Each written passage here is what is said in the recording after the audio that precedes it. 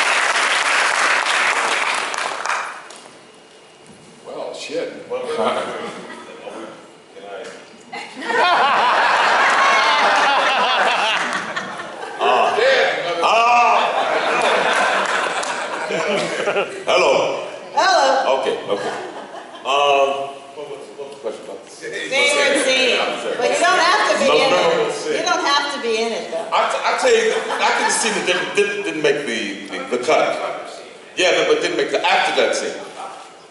As a matter of fact, that scene where I ad-libbed the chicken fucker. See, I ad-libbed a little bit.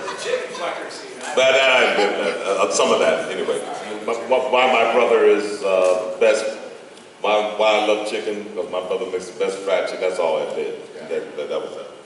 But the scene that probably didn't make the film was the one that I really wanted to see. When Berryman and I had left the chicken and went on William, after he stopped us. And we pulled back in front of my establishment. And Michael was still going on, I'm not a chicken fucker, still cooking. I'm not a chicken fucker, call me a chicken fucker. Shut up. Cameras still rolling. Stopped the car, couldn't hardly stop that car because it had no brakes. So we stopped the car and I get out and I'm doing this strut with that cane, right? And I'm strutting up to my establishment and I go up the steps, put the cane as I'm stepping and the cane gets stuck in a hole. And so the cane is doing this, and I just keep walking. I said, I hope they keep this, because I'd love to see it. I thought it was hilarious, but apparently it didn't work. But you can imagine that cane just going back, and I just kept like, nothing happened. I don't know what happened to Barry, but that's something I would have liked to have seen in the film. What would he have done with that? Nothing, absolutely nothing to do with that. But I liked it. I thought it was a great joke reel. Is it on the joke reel? Did we have a joke reel? Was there like a bloopers reel? Is that bloopers reel on Devil's Rejects? There is. Did you see the cane? Yes. The cane's up.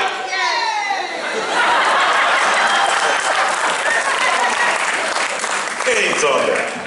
Yes. Well, I like the end where Freebird is playing. That's always my favorite.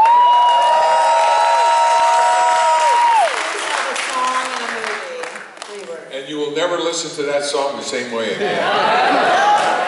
And the thing is, the studio didn't want him to do that.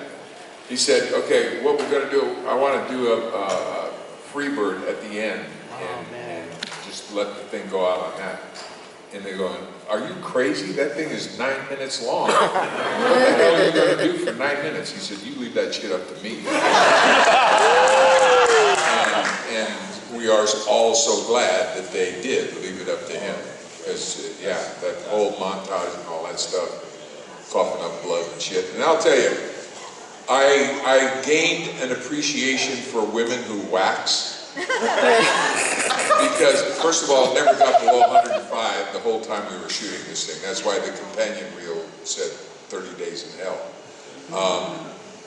But with all the dried blood and stuff on my shirt, when I went to take my shirt off, all my hair came with it.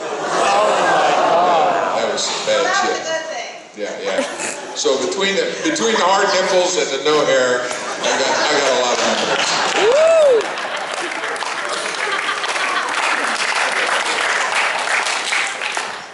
We have anybody out there with a question? Wow. This question is for Sid regarding House of Thousand Corpses. Who's the question? For Sid. Alding. Is it true that Rainn Wilson was flirting with you? Rainn Wilson was flirting with me? I must have been smoking some of his weed. I don't remember that at all. Rainn Wilson was flirting with me. Man, that's a scary picture right there. That's worse than Art Nichols. Now, the movie was clearly a throwback to the old movies of the 70s, the old crime dramas. Did you guys have to prepare for your roles for that film by watching any of those old movies like Last House on the Left or anything like that? Well, you were there. You definitely, you're a legend. And Mary, I love you. But how about the rest of you guys? I didn't have to prepare for anything. I'm just fucking crazy.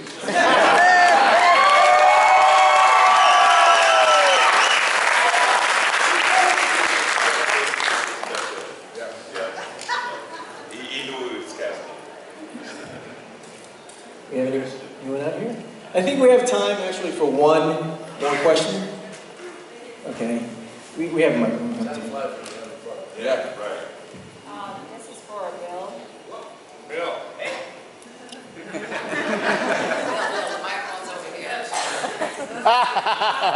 you study for a part that made you both endearing and just despicable? That's way too heavy a question. I don't know. I didn't really study for it. It just kind of comes naturally, I guess.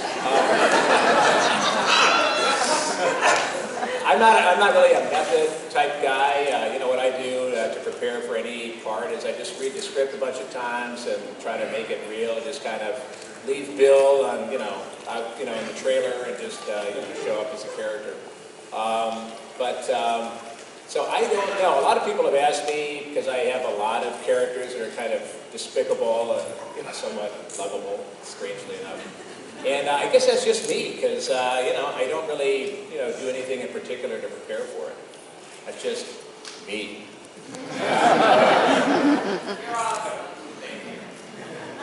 I'm lucky. You got one more? Anything else out here? But I do want to sing the praises, by the way, since we're talking about the blooper reel or the deleted scenes. I did want to just do a shout out to E.G. Daly, who was awesome.